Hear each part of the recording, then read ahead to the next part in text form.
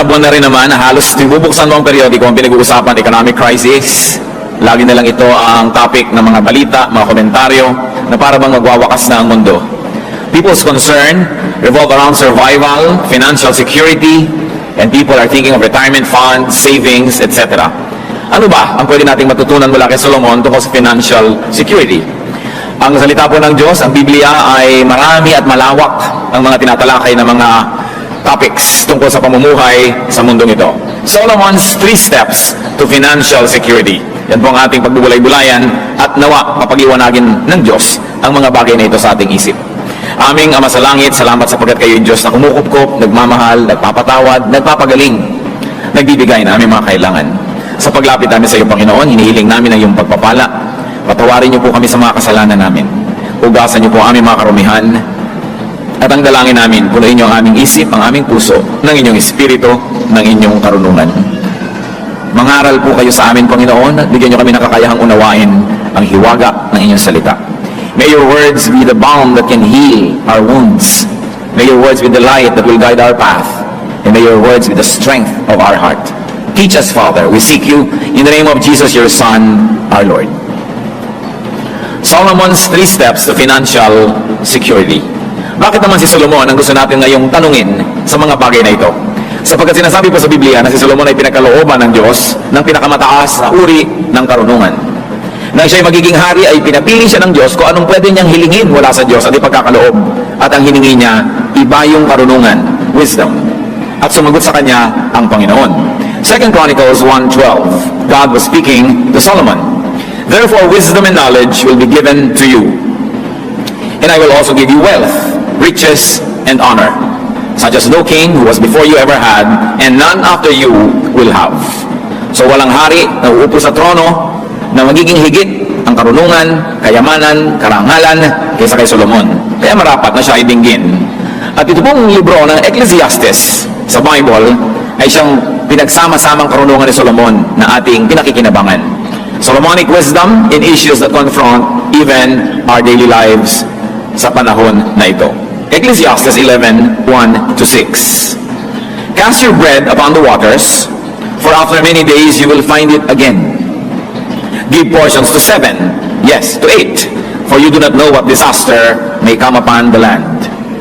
If clouds are full of water, they pour rain upon the earth. When a tree falls to the south or to the north, in the place where it falls, there it will lie. Whoever watches the wind will not plant. Whoever looks at the clouds will not reap. As you do not know the path of the wind, or how the body is formed in a mother's womb, so you cannot understand the work of God, the maker of all things. Sow your seeds in the morning, and at evening let not your hands be idle, for you do not know which will succeed, whether this or that, or whether both will do equally well. Mga salita na punong-puno ng karunungan, sinasabi sa mga matalinghagang paraan ang maraming mga bagay. At ngayon po isa-isahin nating hiwayin ang mga salitang yan. We're going to review what we have just read. Ecclesiastes 11:4 says, whoever watches the wind will not plant. Whoever looks at the clouds will not reap. Yung daw tao na matatakutin, walang ginawa kundi bantayan ang direksyon ng hangin, bumubugso ba, lumalakas ba, umiihip ba, magkakabagyo ba, kung sino man ang laging inaantay ang itsura ng mga ulap, may ulap ba, hindi uulan, o marami bang ulap, baka bumaha.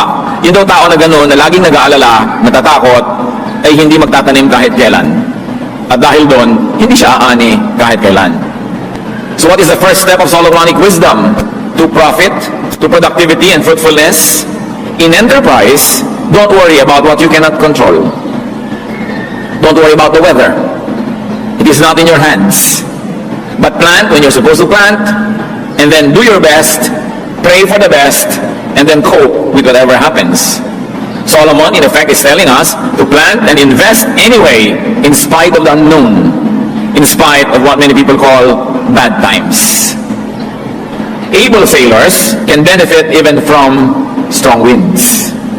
Pag magagaling ang mga tripulante, ang mga kapitan ng mga barko, kahit bagyo, ay nagiging kaibigan nila sa kanilang pagdaragat. Able sailors can turn strong winds into friends. Therefore, good business people can turn even difficult times into opportunities. Why? Because people have to live. Life has to go on. Business must continue to happen. You just have to adjust. You just have to read the needs of the times and make the necessary adjustments. Pag lagi kang matatakotin, if you're playing too safe, you will never invest, you will never get into business, you will never do anything, you will never plant, therefore you will never harvest. So do not worry about the unknown or the unknowable, because God knows. Alam naman ng Diyos yung hindi natin alam. Ang mahalaga, makipagkaibigan ka sa Diyos. Pakinggan mo ang Diyos and do what you must. And the Bible tells us how, so that we may receive God's favor. Ecclesiastes 11:5, as you do not know the path of the wind, or how the body is formed in a mother's womb, so you cannot understand the word of God, the maker of all things. So God knows, God does His part, just do yours. Siyempre ngayon, nalalaman na through science kung paano nabubuo yung bata sa sinapupunan. But during the time when these were being written, this was a mystery. And it is a metaphor, which just tells us that marami pa tayong hindi alam, pero kahit hindi natin alam at hindi natin nauunawa, tuloy pa rin ang buhay. Tuloy pa rin ang mga tao sa pamumuhay, magkakaroon ka rin ng hanap buhay, ano pa man ang mangyari. Hindi ka dapat matakot at hindi ka dapat mapigil ng takot para maging mabunga sa iyong mga ginagawa. Ecclesiastes 11:6 talks about another way to be financially prosperous and even secure. Sow your seed in the morning, and at evening let not your hands be idle, for you do not know which will succeed, whether this or that, or whether both will do equally well. Ano po ang mahigpit ay tinuturo? Magtanim ka daw, maghasik sa umaga, at sa hapon hanggang gumabi, kung tapos ka na sa iyong pagtatanim, maghanap ka pa ng ibang maitatanim, maghanap ka pa ng ibang magagawa, kasi hindi mo alam kung alin sa mga projects mo ang magtatagumpay. Hindi mo alam kung alin sa itinanim mo ang tutubo, kaya hindi ka dapat makontento, may itinanim ka na dyan, magtanim ka pa dito, magtanim ka pa doon. Hindi mo alam kung anong klaseng panahon o weather ang iiral. At alam nyo naman, may mga halaman na pag tumami ang tubig, lumalago sila, halimbawa kangkong. May mga halaman naman na pag walang tubig, mas magaganda ang kanilang mga aanihin, tulad ng pakwan, tulad ng mga milon, mas matamis pag walang ulan. So magtanim ka pareho, umulan naman humindi, may maaani ka. Hindi mo inilalagay sa isa lamang na bagay na kasalalay ang buong buhay mo. At hindi sapat na nagtrabaho ka na sa umaga, tapos sa hapon, magbibingo ka na, o tutunganga ka na. Kuminsan makakakita ka ng mga driver, natutulog na sa mga ilalim ng puno, ayaw nang tumanggap ng pasahero kasi naka-boundary na. Kaya paano kung pag-uwi mo, nahulog sa bintana yung asawa, ba't kailangan mo ipa-repair yung ulo niya? Kaya kinita mo lang pang boundary, wala kang extra. You don't know what a day may bring forth. You should not be easily happy with some income. Keep making income. Kailangan na nagsisikap ang tao, hindi ko kumita na ng konti, maglalakwat siya na. Sabi, sow your seed in the morning, and at the evening, let not your hands be idle. Marami ka dapat ginagawa. So second step, keep working on different services. Keep planting different crops. Keep producing different products. Hindi mo alam kung ano makiklik eh. Nakapwesto ka, kung alin man doon ang pagpalain, handa ka. Diversify, in other words. But not too much and not without due study. But position yourself to earn. Position yourself to harvest and to profit more. Hindi masama na paramihin mo ng paramihin yan. Pag sinabi mong hindi naman po ako materialistic, maghanap buhay ka pa rin, damihin mong kita, pamigay mo kung gusto mo sa mga kawawa at mga kapuspalad at mga hindi makapagtrabaho. Pero hindi mo sabihin, wala naman ako masyadong ambisyon, simpleng buhay lang, tama na sa akin. Kapag nagkasakit ka, nangungutang ka doon sa meron, anong simple doon? Hindi dapat easily ka na kontento. Gawa ka ng gawa, gawa ka ng gawa. At kung natapos mo na ang paggawa ng pinakamataas na kaya mong gawin, doon ka palang dapat makontento. Hindi yung wala ka pa nagagawa, kontento ka na. Pag nangailangan ka, napapahamak yung kamag-anak mo na may konting inimpok. Dahil bilang na bilang mo ang impok niya. Yung mga kamag-anak na mga may OFW na mga asawa, alam na alam ang exchange rate. Araw-araw, daig pa yung asawa. Siguro ate, marami ka ng savings, ano? Kasi enrollment na ni Junior, ayun. Kasi hindi nagsisikap masyado. Ang tataas ng ambisyon, ang daming gastos, hindi naman kumikita.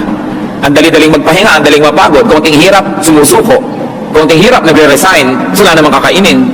Kailangan niyang katawan mo, ihataw mo sa trabaho, ihampas mo sa gawain. Diba? Para meron kang kitain. Consider the great woman of Proverbs 31. Ano ang description sa napakadakilang babaeng ito? Proverbs 31:10, a wife of noble character who can find. She is worth far more than rubies. And then Proverbs 31 goes on to essay the great deeds of this wonderful woman. She selects wool and flax and works with eager hands. So siya naghahabi, gumagawa siya ng mga tela. She gets up while it's still dark. She provides food for her family and portions for her servant girls. She considers a field and buys it. Out of her earnings, she plants a vineyard. She sets about her work vigorously. Her arms are strong for her tasks. She sees that her trading is profitable, and her lamp does not go out at night. In her hands, she holds the distaff and grasps the spindle with her fingers. Marami siyang ginagawa. Maaga siyang gumising para marami siyang magawa. Hinahati-hati niyang kakainin ng bawat miyembro ng kanyang pamilya para ang lahat ay may magkaroon ng kasiyahan. Binibigyan niya ng assignment ang kanyang mga katulong para lahat ay huwag masayang ang panahon. Bumibili siya ng mga lupa at tinataniman niya ito. At ang ipinagtatanim niya, galing na sa mga tubo niya, sa kanyang mga pangangalakal. Malakas ang kanyang katawan, malakas ang kanyang braso, at siya ay nangangalakal. She trades. She buys, she sells, she produces. Marunong siya magburga, magsulsi, manahi. She makes linen garments and sells them and supplies the merchants with sashes. Gumagawa pa siya ng mga sinturon, mga bedsheet, bed cover. At ang sabi ng Proverbs 31:25, she is clothed with strength and dignity. She can laugh at the days to come. What are the days to come? Days of uncertainty, days of gastos, days of pagtanda, pagkakasakit, pangangailangan. Sabi, pinagtatawanan lang itong babaeng ito yung mga darating na araw. Kasi may pera. Kaya mo pagtawanan yung mga darating kung wala kang pera? Diba? Kasi may savings. Kaya tayo mga Kristiyano, huwag kayo mag-inarte. Na ay, ako hindi materialistic, hindi ako ganyan. Pero naman, pag kami kailangan ka, iaasa mo sa iba. Dapat ang tao, marunong magsikap, magtrabaho, maghanap buhay, produce more than what you need. So that you will not only fill your needs, but you will also be able to help others who are unable to produce. Just work for it, and then deserve it. Sabi na Ecclesiastes 7:12, money is a shelter. Bible na yan. Kaya huwag nyo nang mamaliitin ng pera, mahalaga talaga. Money is a shelter. In Ecclesiastes 10:19, money is the answer for everything. Alam niyo naman, money talks. And when it does, people listen. Diba? So, dapat gumagawa ka ng pera, ng maraming pera. Pero huwag naman sa pagiging sakim, sa pangaagaw, sa pandaraya. Kita niyo yung babae ng Proverbs 31, ang dami-dami perang ginagawa. Kasi masipag, mautak, marunong. No? Of course, Ecclesiastes 10:19 is an exaggeration, that money is the answer for everything. You know, poetry exaggerates. But there's great truth in it. That it is an answer to many, many things in life. You want to be secure, you want to be able to laugh at the days to come, dapat may extra income ka, that you have savings, and you are ready for some disasters.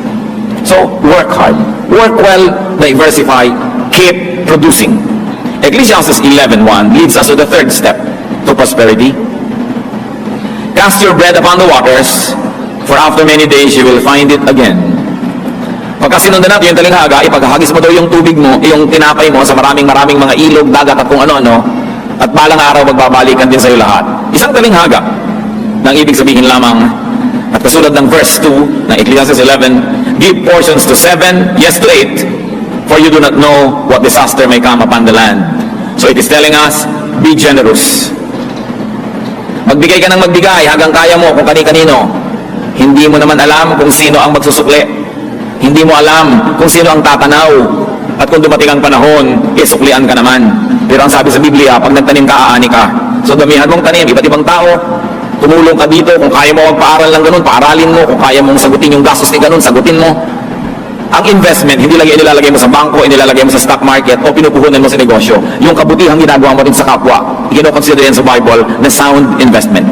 Because someday, you will be rewarded. Kaya ang sabi, cast your bread upon the waters, for after many days, you will find it again. Give portions to 7, yes to 8. So sabi, magbigay ka sa marami, huwag lang sa isa. Sapagkat hindi mo alam kung sino dyan ang magiging blessing din sa iyo. Sa mga magulang na mahilig may favorites, lahat ibinigay na lang sa favorite, lahat ibinigay sa favorite. Hindi naman lahat ng favorite nyo, yun ang nagiging mabuting anak. Marami pa nga yung inape, yung ginawawa, yung dinusta, yung laging pinapagalitan, yung ikinahihiya na anak, yung hindi ipinagmamalaki, kadalasan yan pa nga nagiging mabuting anak pag tumanda ka na. At yung inispoil mo ng inispoil, binigyan mo ng lahat-lahat, kadalasan yun na hindi makalingon sa'yo eh. Kaya sabi, give to 7, yes to 8, give to many, don't just one. Hindi lang isa lang yung pinefavor mo, isa lang yung nilagay mo na doon lahat, yung kayamanan mo, lahat ng kaya mong ibigay. In other words, don't put all of your eggs in one basket. Kung baga sa computer, kailangan may backup file ka. Dahil pag nag-crash yung computer mo, ubos ang record mo. May backup ka. Huwag mong ilagay lahat ang pag-ibig, ang pagmamahal sa isang tao lang. Dahil baka mamaya, mabuti nga yung taong yan, maaga namang nabawian ng buhay, edi lugi ka. Hindi mo alam. Be generous to many. Lalo sa inyong mga anak. Hindi nyo alam eh. Proverbs 11:25, a generous man will prosper. He who refreshes others will himself be refreshed. Biblia na ang nagpapangako, yung mapagbigay, aasenso, sasagana. Ang nagbibigay ng kasiyahan sa kapwa, siya man ay tatanggap ng ganitong kasiyahan. Hindi sa pagiging sakim ka magiging secure. Hindi sa pagkakamal, pagtatago, pagkakait ka magiging secure. Ito ay sa pagbibigay.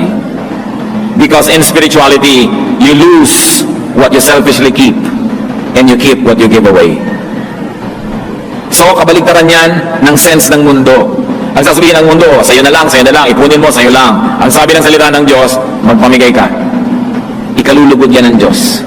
At kung di man, tumanaw sa'yo yung binigyan mo, alam naman ng Diyos yun eh, siya nag-utos, edi siya ngayon ang bahala magpalit. Luke 6:38, give, and it will be given to you. And very especially, give to God's house. Malachi 3:10-11, bring the whole tithe into the storehouse, but there may be food in my house. Test me in this, says the Lord Almighty, and see if I will not throw open the floodgates of heaven and pour out so much blessing that you will not have room enough for it. I will prevent pests from devouring your crops, and the vines in your fields will not cast their fruit, says the Lord Almighty.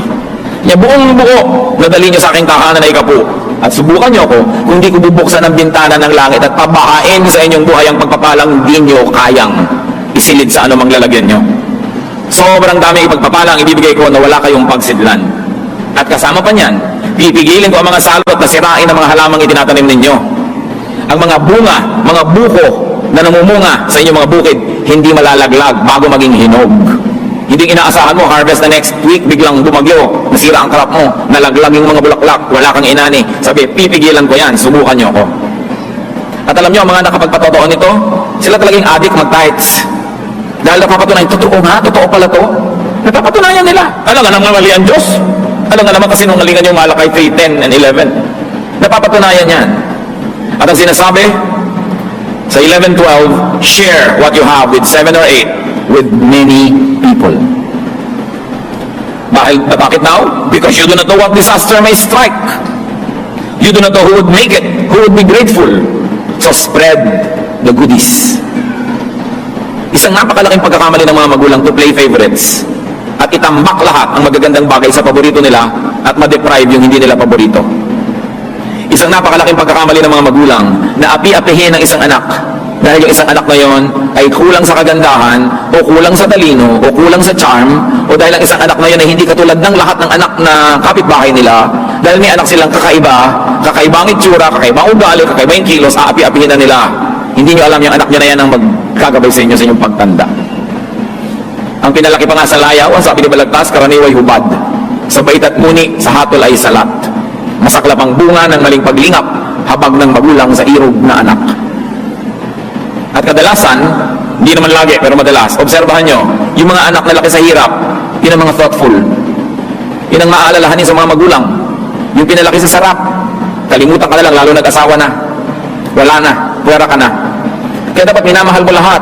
Kahit sa kalooban mo, hindi pantay-pantay dahil may tinatangi ka, huwag mo na ipakita. Anak mo lahat yan. Ano man yan. Kung nanagutan mo sa Diyos, kailangan mahalin. Favorite children do not always deliver. So, spread the goodness to everyone around you. Consider the noble wife. Ang pinag-uusapan natin dito, be generous, be a good giver. Ang isa sa mga dahilan kung ba't siya ganun ka-asenso, Proverbs 31:20. She opens her arms to the poor and extends her hands to the needy. Sa kanya, business is business, yes. Pero meron siyang mga social concerns. Meron siyang mga charities. She makes money here, but she has another activity where she gives it away. To those who cannot make money because they're either too sick, too old, or too young, or they're oppressed by the system. That's financial security in the making when you are sharing with the needy, or that is financial security already at work. So kung hindi ka pa secure, magbigay ka para ka ma-secure. O kung secure ka na, lalo ka magbigay. Kasi secure ka na eh. Wala ka ng dahilan para maging maramot. nagsusukli ka na nun. And it's also your way to remain secure. So those are the 3 steps that involve lots of work. You want to be secure? Work. Work early. Exodus 20 verse 9, 6 days you shall labor and do all your work. So 6 na araw nagtatrabaho ang tao, 1 araw lang nagpapahinga. Yan ang itinakda ng Diyos. And work hard. 2 Thessalonians 3:10, for even when we were with you, we gave you this rule. If a man will not work, he shall not eat. Work for your bread, work for your money, work for your benefits, work for your bling-blings. Hindi pati yan iniaasa mo sa iba. Hindi pati yung mga bisyo, mga load, iaasa mo sa iba. Wala kang load, manahimik ka. Diba? Hindi ka pa kumikita, kutakot-takot na pera na inuubos mo sa kagaganyan. Nauubos na talaga ang resources ng pamilya. Wala ka pa naman kino-contribute. Dapat lumagay ka sa lugar. Tinitingnan mo ang mga bagay-bagay. And not only work hard, but work smart. Wrong grammar, pero hayaan nyo na, work smart. Ecclesiastes 10:10, if the axe is dull and its edge unsharpened, more strength is needed, but skill will bring success. Pag daw yung tool mo mapurol, yung palakol mo na pang sibak ng kahoy ay mapurol, kailangan malakas ang hampas mo sa kahoy para tumalab ang iyong palakol. Kung nagigiwa ka ng karne, ang purol-purol ng kutsilyo mo, pagod yung braso mo, kadidiin. Kaya sabi, kailangan, be smart. Skill will bring success. Be skillful. Improve your tools. Improve your ways of production. So you don't have to work too hard. But you will get more for less work. You know, do not mistake activity for achievement. Not everybody who works hard gets out of poverty. But those who work smart do. Hindi pandaraya ang ibig sabihin ng smart, hindi cutting corners, kundi style. Dapat meron ka diskarte sa buhay. Hindi sapat na mapagod. Hindi sapat na maligo sa pawis. Kasi kahit araw-araw naliligo ka sa pawis at nabibilad ka sa araw sa trabaho, hindi sapat para ka makahango sa hirap. Kailangan may diskarte ka, may game plan, mag-isip-isip ka. That's why skill will bring success. And just to review, Solomon says, don't play it too safe. Wrong grammar na naman, but who cares? Sasabihin ng grammar teacher, don't play it too safely. Pero hindi man magandang pakinggan. Don't play it too safe. Talagang may risks. Namumuhunan ka talaga. You take your chances. But this must be calculated risks. You do your homework, you do your research, you do what you can, but for all the others, put faith in motion. Sabi yan daw, laging tinitingnan ng ulap, nakatingala sa langit, dinarama ang hangin, hindi na magtatanim dahil laging masisiraan ng loob. Matthew 25:25-27, concerning the talents that the Lord gave to several people. May binigyan ng marami na parami, may binigyan ng moderate na parami in that way. Yung binigyan lang ng isa, played safe. Inilubog niya yung talent, yung pera sa lupa. Hindi niya ininvest, wala siyang nagawa. Matthew 25:25-27, so I was afraid and went out and hid your talent in the ground. So here it is, here is what belongs to you. Ang sabi niya doon sa nagbigay ng puhunan. His master replied, you wicked, lazy servant. Well then, you should have put my money on deposit with the bankers, so that when I returned, I would have received it back with interest. Nakita niyo po, yung tao dito na nagbigay ng puhunan represents God. God gives us talents, skills, kakayahan, edukasyon, training, puhunan para mo paramihin. At ang Diyos, interesado sa interest, sa tubo. Sabi, binigyan kita, dapat na parami mo. Sabi, ito, nilubog ka na lang sa lupa para safe. Kung gusto mo lang palang safe, di sana hindi ka na namuhunan, inilagay mo lang sa bangko, nagkaroon mo lang interest. Kahit konti. So God wants earnings. God wants interest. God wants returns. Kaya hindi ungodly yun. Huwag ka lang maging usurer na exaggerated na yung interest.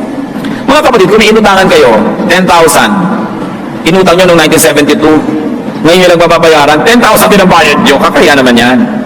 Dapat mga 12, 13,000 na yan. Kasi kung yung pera niya nasa bangko, nagka-interest na eh. Pero ibinigay sa'yo na pag-interestan mo ang pera niya, hindi nagka-interest. Kasi sa sole mo, after a long time, ganun ding amount, mali. You punish the person for helping you. Hindi masama na bigyan mo ng interest. Ngayon, kung kayo nagpautang, kayo nagsasabi, huwag mo nang bayaran yung interest, nasa sa inyo yun. Pero sa nagpautang yung desisyon na yun, hindi sa umutang. Yung nangutang, kailangan may obligasyon ka, pakitain mo yung pera ng inutangan mo. Kasi hindi na yun ang halaga nun ngayon, na iba na, bumaba na yung value ng pera. Kaya kailangan, hindi ka mo naman naggantimpala yung tumulong sa'yo nung panahon ng pangangailangan. What do we see of God here? That God is an investor. So should we. Kailangan tumutubo, kumikita, namumunga ang ating mga ginagawa. So have several investments, have several sources, and also have several beneficiaries. Hindi lang isa, marami. Sabi ko lang, give portions to 7 or to 8. Cast your bread upon the waters because it will come back to you. Why do you do that? Because you do not know which will work. So you work hard, and you become generous. The way to financial security. The world will tell you many things, but Solomon, in all his wisdom, gives us this guide. Diyos namin sa langit, nawa itong mga simpleng katotohanan na ito ay makakita ng application sa buhay namin araw-araw. Dalangin ko, Panginoon, ang mga anak mo ngayon dito, mga namumuhunan, bigyan mo ng karunungan kung alin ang pipiliin na paglalagyan ng investment, and after they have done their best, their study, their effort, i-bless mo, Panginoon, ang mga ginagawa ng mga anak mo rito, paramihin, pabungahin ang kanilang mga itinatanim. Ganon din ang ginagawa ng iba pa namin mga kapatid, ng mga namamasukan, iba't ibang uri ng hanap buhay, pagpalain mo, Panginoon, at nang sa ganon, mamunga ang kanilang mga ginagawa.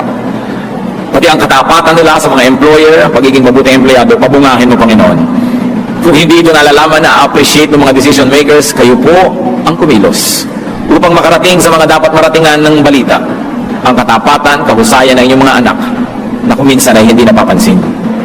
At nawa, Panginoon, kayo rin ang magbibigay ng gantimpala sa lahat ng nagsisikap at gumagawa. Ituro nyo rin sa amin, Panginoon, to be generous, maging mapagbigay, to share blessings, and to be kind givers to people and to your church. At nawa, Panginoon, ang lahat ay ito pag pinaglakip-lakip, ano man ang krisis na pag-usapan ng mundo, ano bang hirap ang babalitaan namin, ang mga anak mo tumanggap ng iyong grasya. Undeserved gift. At nawa, Panginoon, sa pagsunod sa mga katuroan mo dito sa Biblia, matagpuan ng iyong mga anak na ang tunay na kasaganaan ay wala sa panahon, wala sa uso, wala sa kalakaran ng mundo, kundi nasa pabor mo. Na kung kami ay iyong pinapaboran, walang imposible sa inyo. That we can receive blessings and comfort and fruits even in times of drought around us. Matagal na, maraming beses mo lang napatunayan ang iyong pagpapala, ang iyong pagtatangi sa iyong mga anak na sumusunod sa iyong katuruan. Ituro mo sa amin ngayon ang mga personal na hakbang para namin pakinabangan ng lubos ang mga walang pagbabagong katotohanan na ito. Mga kapatid, magbulay-bulay tayo sandali. Kung kayo masagana, pasalamat sa Diyos at patuloy na managana. At kung hindi naman, tingnan natin kung alin sa mga prinsipyong ito na ating pinagbulay-bulayan ang maaari ngayong ilapat sa ating mga buhay at nang magbukas ang pinto ng langit at ang napakaraming pagpapala ng Diyos dumaloy sa inyo ng ubod dami at na magbigay ito ng kasiyahan, kagalakan, katahimikan ng loob. Ama namin, sa sandali ng pananahimik, isa-isa mo po kaming kausapin at ituro mo sa amin yung daan tungo sa kasaganaan. At sa mga nananagana na Panginoon, salamat, ituro mo ang daan pa sa lalo pang pagsagana at lalo pang pagiging mabuting tagapag-ingat ng iyong mga pagpapala. Let's be silent before the Lord and ponder applications of these truths.